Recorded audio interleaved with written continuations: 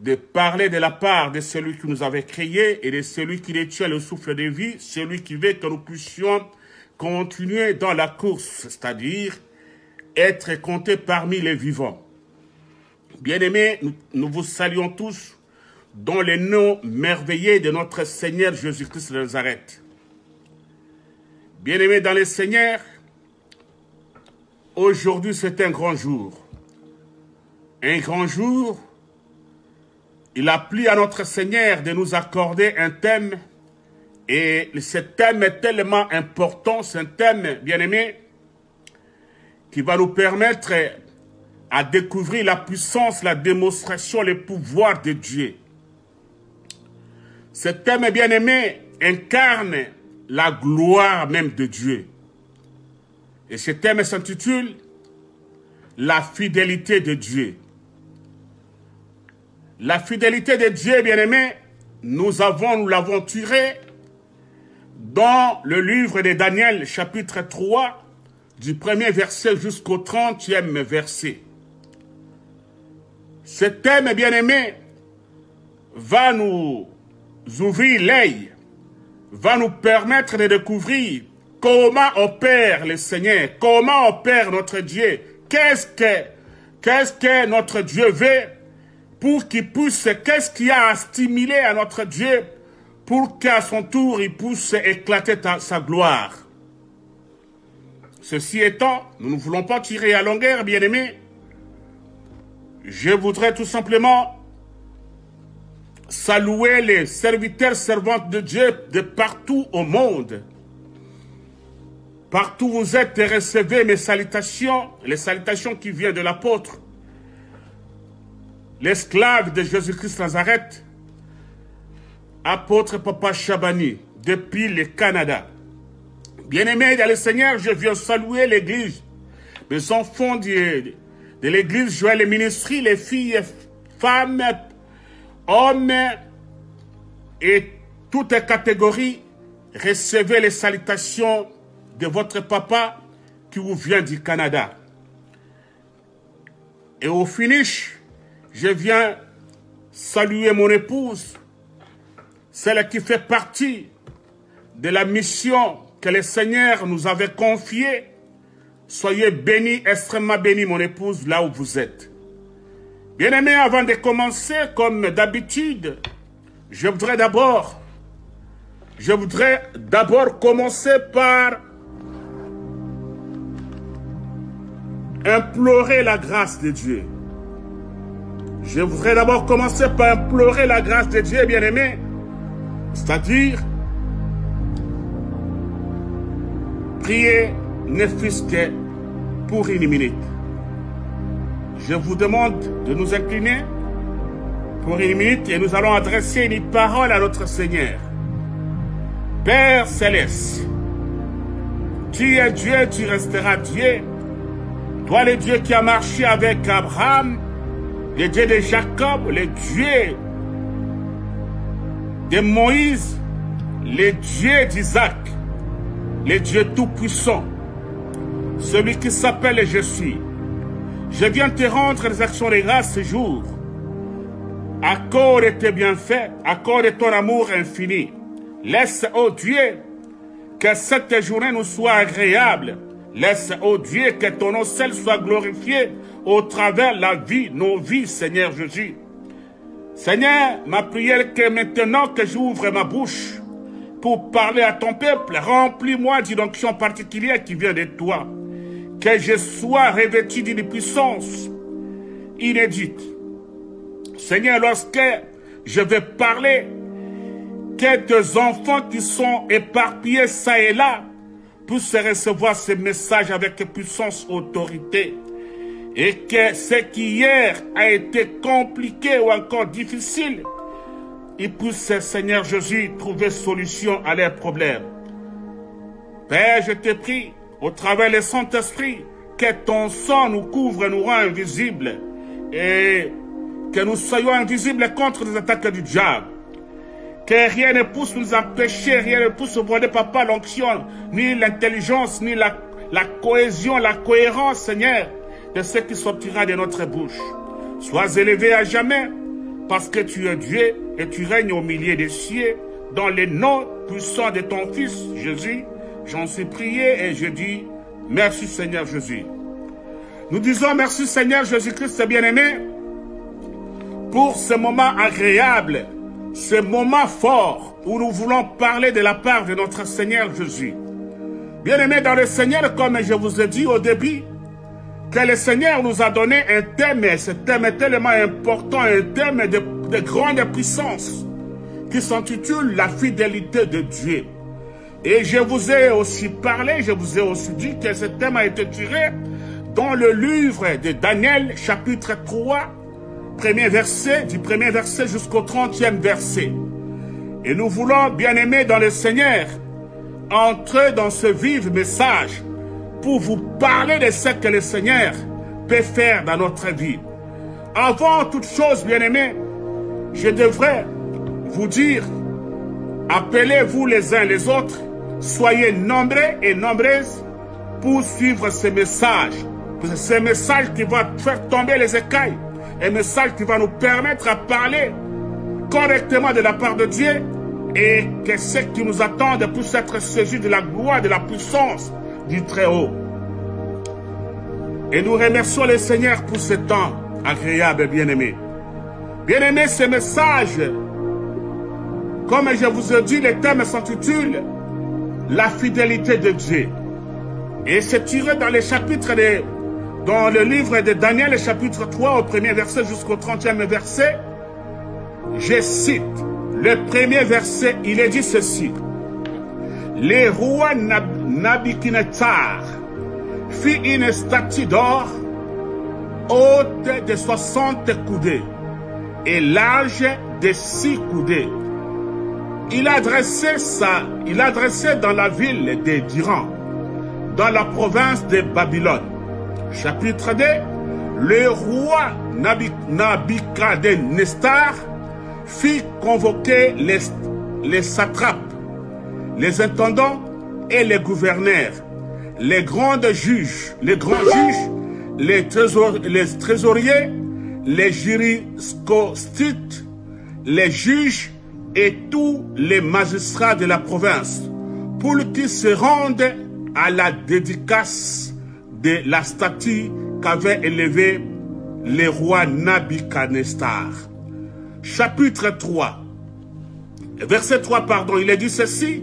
Alors les satrapes, les intendants, les gouverneurs, les grands juges, les trésoriers, les jurisconsultes, les juges et tous les magistrats de province s'assemblèrent pour la dédicace de la statue qu'avait élevée le roi Nabuchodonosor. Ils se placèrent devant la statue qu'avait élevée Nabuchodonosor le roi. Verset 4. Un héros cria à haute voix. Voici ce qu'on vous ordonne. Peuple, nation, hommes de toutes langues. Chapitre verset 5. Au moment où vous entendrez les sons de la trompette, du chalumeau, de la guitare, de la sambique, du sparterion, de la cornemuse et de toutes sortes d'instruments de musique, vous vous prosternerez et vous adorerez la statue d'or qu'a élevé le roi Nabuchodonosor. Verset 6. Quiconque ne se prosternera pas et n'adorera pas sera jeté à l'instant même au lieu d'une fournaise ardente. Verset 7. C'est pourquoi au moment où tous les peuples entendirent les sons de la trompette, du chalumeau, de la guitare, de la sambique, de sparterion et de toutes sortes d'instruments de musique, tous les peuples, les nations, les hommes de toutes langues se prosternèrent et adorèrent la statue d'or qu'avait élevé le roi Nabuchodonosor. Verset 8, au verset 8, à cette occasion et dans le même temps, quelques Chaldéens s'approchèrent et accusèrent les Juifs. Chapitre 9, verset 9, pardon. Il prit la parole et dit au roi Nabuchodonosor, ô roi, vis éternellement.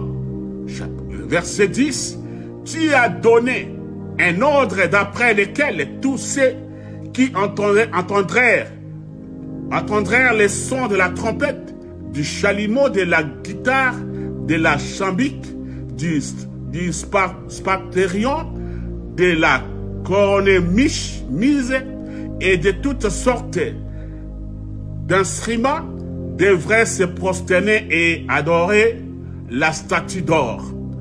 Chapitre verset 11, et d'après lesquels quiconque ne se prosternerait pas et n'adorerait pas serait jeté au milieu d'une fournaise ardente. Verset 12. Or, il y a des Juifs à qui tu as remis les tendances de la province de Babylone, Shadrach, Meshach, Abednego, hommes qui ne tiennent aucun compte de toi, ô roi. Ils ne servent pas tes dieux et ils n'adorent point la statue d'or que tu as élevée. Bien-aimés dans le Seigneur, la lecture a été tellement longue puisque nous avons commencé par le verset 1 aller jusqu'au verset 12. Mais parmi les versets bien-aimés, il y a des versets, des principes, des versets qui sont tellement attirants et qui nous permettent à décortiquer les messages. C'est au niveau du verset 6. Qu'est-ce que nous dit le verset 6, bien-aimés? Quiconque ne se prosternera pas aux statues d'or et n'adorera jeté à l'instant même au milieu d'une fournaise ardente. C'est-à-dire, il a été instruit et il a été ordonné par les rois à cause des statues, de ces statues d'or que le roi Nabuchodonosor a élevé. Quiconque ne va pas se prosterner, bien-aimé, devrait passer et jeter dans une fournaise ardente. Et c'était une ordonnance bien signée et personne ne peut qui reste irrévocable selon le royaume qu'avait dirigé le roi Nabuchodonosor. Bien-aimés, nous allons encore appuyer notre message, notre intervention au niveau du verset 10. Il est dit encore ceci. Tu as donné un ordre d'après lequel tous ceux qui entendraient les sons de la trompette, du chalumeau, de la guitare, de la sambique, du sparterion, de la cornemuse et de toutes sortes d'instruments devraient se prosterner et adorer la statue d'or. Et d'après lesquels quiconque ne se prosternerait pas et n'adorerait pas serait jeté au milieu d'une fournaise ardente. Or, il y a des Juifs à qui tu as remis l'intendance de la province de Babylone, qui se nomme Shadrach, Meshach, Abednego, hommes qui ne tiennent aucun compte de toi. Ça dit, ce sont des personnes, Shadrach, Meshach, Abednego, ne tiennent pas compte, c'est-à-dire ne respectent pas, ne prennent pas en considération les préceptes du roi, l'ordonnance du roi. Pour eux, la statue ne leur concerne pas. Ils ne peuvent pas se prosterner devant la statue d'or élevée par le roi Nabuchodonosor. Nous continuons notre lecture. Ils ne servent pas de Dieu. Et les accusateurs insistent devant les rois pour les stimuler, les pousser à agir, comme pour dire, Shadrach, Meshach, Abednego, ne servez pas les deux dieux, toi les rois. C'est-à-dire, vous les rois, devant les trois hommes, les trois juifs, vous n'avez aucune considération, on ne vous réserve aucune considération, bien-aimés. Et nous continuons la lecture, bien-aimés. Ils n'adorent point la statue d'or que tu as élevée. Ils insistent que les trois juifs, Meshach, Shadrach, Abednego, ne se prosternent pas, n'adorent pas la statue élevée par le roi Nabuchodonosor. Bien-aimés dans le Seigneur, allez-y comprendre. Les individus devant une royauté, devant les rois, une décision prise par les rois, et aller s'opposer à un roi. Bien-aimé, mesure un peu, essaye un peu de mesurer l'ampleur de ce problème. Essaye un peu de jauger, bien-aimé, qu'est-ce qui pouvait arriver aux trois hommes, Shadrach, Meshach et Abednego, au cas où ils allaient à la contre de la décision de l'ordonnance du roi, du refus de se prosterner ou encore d'adorer la statue élevée par le roi Nabuchodonosor. Bien-aimés dans le Seigneur, il est vrai, il est certain et il est sûr pour les enfants d'Israël. Les enfants d'Israël savent et connaissent trop bien la relation que les peuples Israël juifs en ont avec le Créateur des cieux et de la terre, des créateurs de l'univers invisible et visible. Ils savaient au départ, et ils avaient cet atout entre leurs mains, et ils croyaient à ça, et ils s'appuyaient sur ça, bien-aimés. Ils savaient que rien ne pouvait les arriver, puisque par le passé, leurs ancêtres, c'est-à-dire les ancêtres de Shadrach, de Meshach et Abednego, avaient vécu de telles situations et ils se sont en sortis sains et saufs, bien-aimés. C'est pourquoi pour Shadrach, Meshach et Abednego, pouvaient trouver ça normal, qu'ils pouvaient s'opposer contre le roi, mais ils savaient bien, ils avaient dans leur tête, dans leur cerveau, dans leur manière opérandis, ils savaient trop bien qu'il y a quelqu'un qui est au-dessus du roi. C'est-à-dire, il y a quelqu'un qui s'appelle le roi des rois et le seigneur des seigneurs. Celui à qui le roi doit se prosterner devant. Celui à qui le roi devrait se référer. Et pour eux, il s'est dit, cette supériorité-là, cette suprématie-là, qui détient le créateur des choses visibles et invisibles, celui qui s'appelle Jésus, le Dieu tout-puissant, le créateur incréé, l'ancien des jours. Alors il savait qu'avec lui, il suffirait tout simplement s'adhérer aux intérêts du créateur. Une fois qu'il s'adhère à l'intérêt du créateur, aux intérêts du créateur, bien aimé, advienne que pourra, ils vont s'en sortir. Et ils s'en sortiront. Ils savaient ça au départ, bien aimé. C'est pourquoi ils ne se sont pas affolés pour rien. Ils savaient très bien qu'il y a des débouchés capables à les amener à une victoire. Et cette victoire pourrait être écrasante, pourrait être une victoire massive qui va permettre à ce que le nom de l'Éternel soit connu dans les milliers qui évoluaient comme des intendants. Bien-aimés dans le Seigneur, Ici, je voudrais vous épingler quelque chose avant de continuer notre message. Bien-aimé, avant toute chose, lorsque tu es devant un problème, devant une situation, devant une problématique, bien-aimé, vous devez vous rendre compte et dénicher, comprendre quel est l'intérêt de Dieu. Bien-aimé, cherchez d'abord avant de formuler les prières, avant d'entrer en prière, avant de chercher solution à une situation, à un problème, bien-aimé, vous devez d'abord vous référer, identifier l'intérêt de Dieu.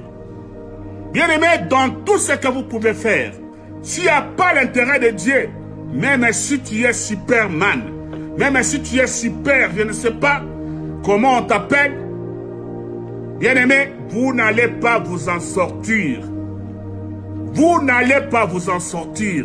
Même si tu es un super prophète, même si tu es un super évangéliste, même si tu es bishop, même si tu occupes n'importe quel niveau de spiritualité, bien-aimé, s'il n'y a pas intérêt de Dieu, tout ce que vous allez formuler, bien-aimé, vous serez tenus en échec. Ici, bien-aimé, dans le Seigneur, Shadrach, Meshach, Abednego savait très bien qu'il s'agit du statut que le roi Nabuchodonosor a élevé pour qu'il soit glorifié, adoré à la place du Seigneur, à la place de Dieu, le Créateur. Et il savait très bien, bien-aimé, que notre Dieu, le Dieu créateur, le Dieu qui a rencontré Moïse, celui qui a dit à Moïse que je m'appelle je suis, c'est lui qui a rencontré, qui a fait déplacer Abraham pour le faire les pères de toutes les nations et les pères de la foi.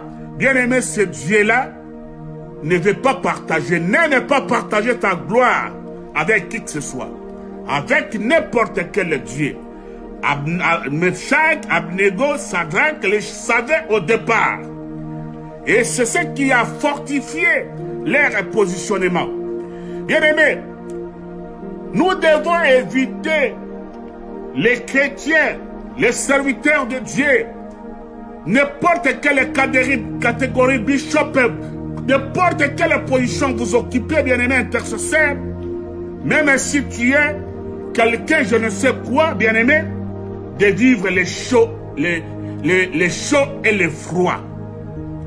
Vivre les chauds et les froids, bien-aimés, dans votre manière d'agir, dans votre façon de prier, dans votre façon de croire à la parole de Dieu, dans votre manière de marcher avec Jésus, dans votre manière de voir la parole de Dieu, dans votre manière d'avoir la lecture sur la parole de Dieu.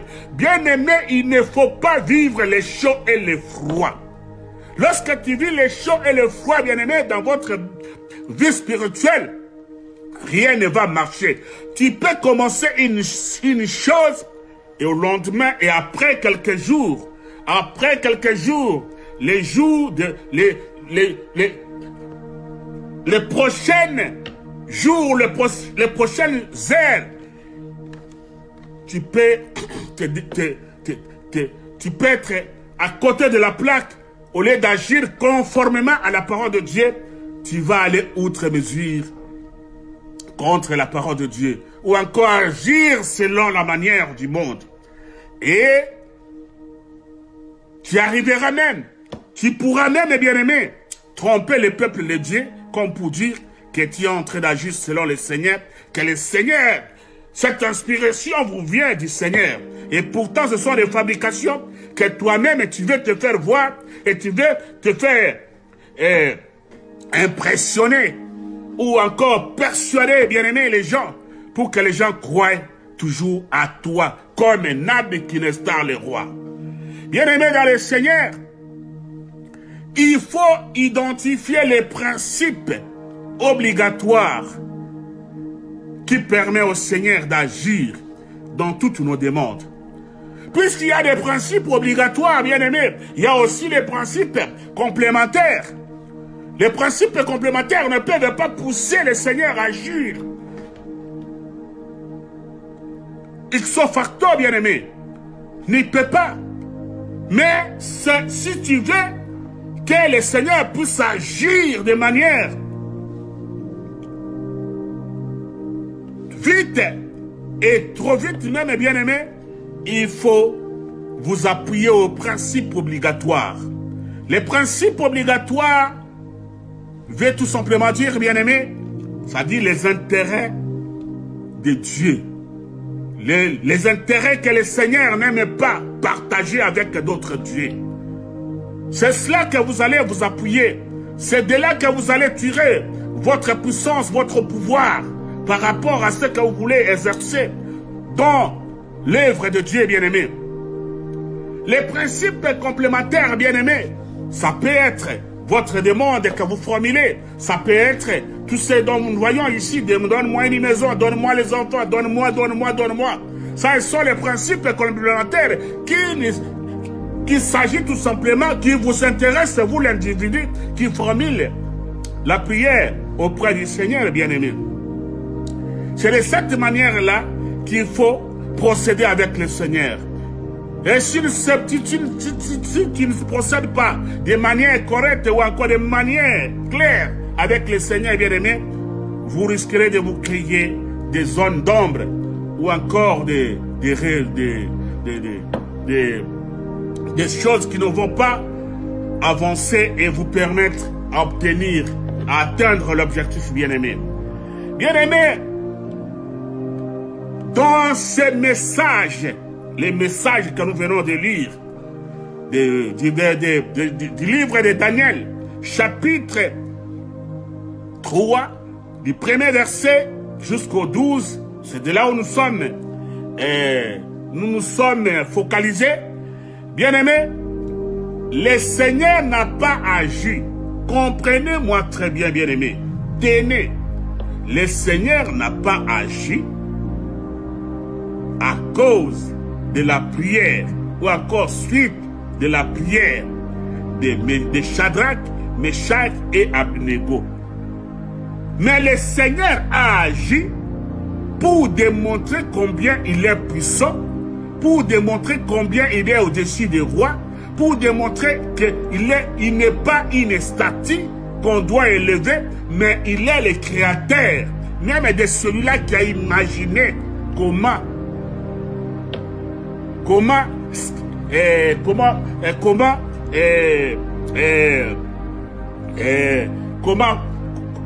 les statues devraient se concevoir.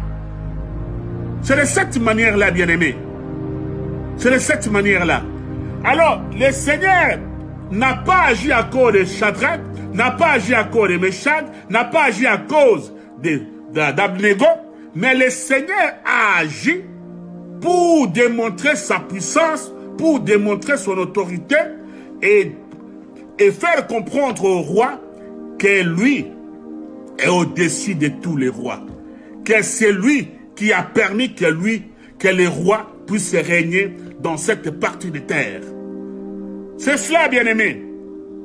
Le Seigneur n'a pas agi, le Dieu d'Abraham, le Dieu d'Isaac n'a pas agi uniquement pour Shadrach, pour montrer que Shadrach, Meshach, Abednego sont des superman, sont des super personnes qui peuvent prier et faire descendre la gloire de Dieu. Non. Non, non, bien-aimé. Le Seigneur a voulu confirmer sa seigneurie, sa puissance, au travers les trois juifs, les trois personnes, bien-aimés. Au travers les trois personnes, bien-aimés. Puisque le Seigneur, dans sa conception, il ne veut pas partager la gloire avec d'autres dieux. Qui que vous soyez. Encore moins les féticheurs, les magiciens, les marabouts, les occultistes. Le Seigneur n'aime pas partager la gloire, bien-aimé. Il est au-dessus de toutes choses. Parce que toutes choses ont été créées par lui. L'être humain a été créé par lui. Et l'être humain ne peut pas supplanter le Seigneur. Ne peut pas supplanter son Dieu. Celui qui l'a conçu. Il ne peut pas le supplanter, bien-aimé. Et c'est comme ça que le Seigneur a voulu démontrer aussi au roi qu'il n'est pas égal. Ils ne sont pas égales Rien. Les rois ne peuvent pas s'égaler de Dieu. Dieu est au-dessus des rois, bien-aimés. C'est de cette manière-là, bien-aimés. Même celui qui a sculpté, bien-aimé, la statue. Mais l'imagination, l'intelligence est venue de Dieu. Celui qui a sculpté. L'intelligence est venue de Dieu, bien-aimé. Alors Dieu qui nous donne l'intelligence, le Dieu qui nous dote de toutes formes, bien-aimé, les compétences, vous ne pouvez pas vous égaler de lui. Il est au-dessus de toutes choses. C'est comme ça, bien-aimé, nous nous disons que le Seigneur, s'il a confirmé, si les Shadrach, Meshach, Abednego se sont tenus pour faire face aux décisions du roi, parce qu'ils savaient au départ qu'ils avaient un Dieu tout-puissant. Et cette confiance-là, bien-aimé, a poussé les trois Juifs d'agir de cette manière-là. Bien-aimé, quelle est la statue dans ta vie qui complique ta vie, qui continue encore de... Permettez-moi la tautologie. Quelle est la statue, bien-aimé, dans votre famille, dans votre vie, dans votre environnement, partout où vous êtes, bien-aimé, dans votre société, qui vous complique la vie, qui ne permet pas à ce que tu puisses adorer les créateurs des choses visibles et invisibles. Bien-aimé, nous avons été créés pour adorer le Seigneur. Le Seigneur nous a créés pour que son nom seul soit sanctifié, glorifié, exalté. Rien ne peut nous mettre la barrière face à notre exemplation, bien-aimé, au Seigneur. Le Seigneur devrait recevoir de nous la reconnaissance de sa suprématie, de son autorité, bien-aimé. Voilà pourquoi, bien-aimé, je vais te dire, toi, qui ne cesse pas d'adorer les statues, toi qui ne cesse pas de consulter les marabouts, les magiciens, les occultistes, écoutez-moi bien, bien-aimé, il y a quelqu'un qui est au-dessus de toutes ces choses-là. Parce qu'ils ont tous été créés par lui. Et comme Dieu n'aime pas partager sa gloire avec quiconque, bien-aimé, arrêtez, bien-aimé, de fabriquer des choses qui sont éphémères, qui ne valent rien, qui ne peuvent nous amener nulle part, bien-aimé. Voici les moments, bien-aimé, que nous devons prendre notre vie de chrétienté, de chrétienté, bien-aimé, en valeur, et marcher selon la parole de Dieu. Mettre la parole de Dieu en pratique et de vivre les miracles. De vivre les miracles, bien-aimés. Vous allez comprendre, bien-aimés, Shadrach, Abednego, Meshach, bien-aimés, ils savaient très bien que les décisions étaient prises par les rois et son entourage, que les rois déjà signé une ordonnance. S'ils n'obéissent pas aux préceptes, bien-aimés, du roi, ils seront mis au feu à la fournaise ardente, bien-aimés. Mais pour eux, ils savaient qu'il y a quelqu'un qui est plus puissant même, la fournaise ardente. Il y a quelqu'un qui est au-dessus du roi. C'est pourquoi ils se sont entêtés, bien-aimés. Et je dois vous confirmer ici, bien-aimés, et vous affirmer, bien-aimés, au travers de ces messages. Ne faites pas comme Shadrach, Meshach et Abednego. Parce que tu es chrétien, parce que tu veux aussi défendre les valeurs de Dieu. Mais il y a une condition, une seule condition, bien-aimé. Vous devez mener une vie de sanctification. C'est-à-dire, si on ne mène pas une vie de sanctification, bien-aimé, si ta vie avec le Seigneur n'est pas sanctifiée, bien-aimé, si tu oses, tu seras pris dans les pièges. Tu seras pris dans les pièges, bien-aimé.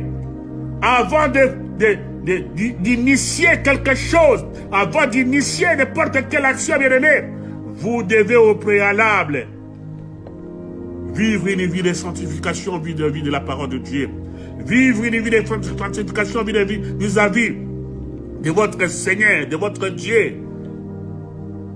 Si tu mènes cette vie correcte, bien-aimé, tu peux faire ce que Shadrach, Meshach et Abednego avons fait à leur époque devant le roi Nabuchodonosor. Bien-aimé dans le Seigneur, il est facile pour celui qui mène une vie de sanctification d'exceller et de faire, d'opérer même des miracles dans sa vie chrétienne bien-aimée. Et croyez-moi très bien, bien-aimé, même si tu mènes une vie de sanctification, même si tout ce que tu fais te réussisse avec le Seigneur, chasse le bien, ne t'enorgueillis pas, bien-aimé. Ne t'enorgueillis pas, puisque le Seigneur t'a fait une grâce. Et cette grâce-là, il peut te la retirer à tout moment et au moment opportun. Parce qu'il y a des milliers de personnes qui attendent. Même moi qui vous parle, bien-aimé, si le Seigneur accepte et m'accorde la grâce d'opérer des miracles au nom de Jésus, cela va se faire de manière spontanée, bien-aimé, et le monde va vivre la confusion. Et je ne peux pas m'enorgueillir puisque je sais que ce n'est pas moi qui le fais, mais ça vient de l'invisible, là où le Créateur est assis avec ces 4 êtres veillards. Ces 4 êtres vivants et les 24 êtres, les 4 êtres vivants et les 24 veillards. Là où les anges sont en train de l'adorer, bien-aimés, nous devons mener une vie de sanctification qui va nous amener à attendre des choses que Shadrach, Meshach, Abednego avaient fait, avons fait à leur époque.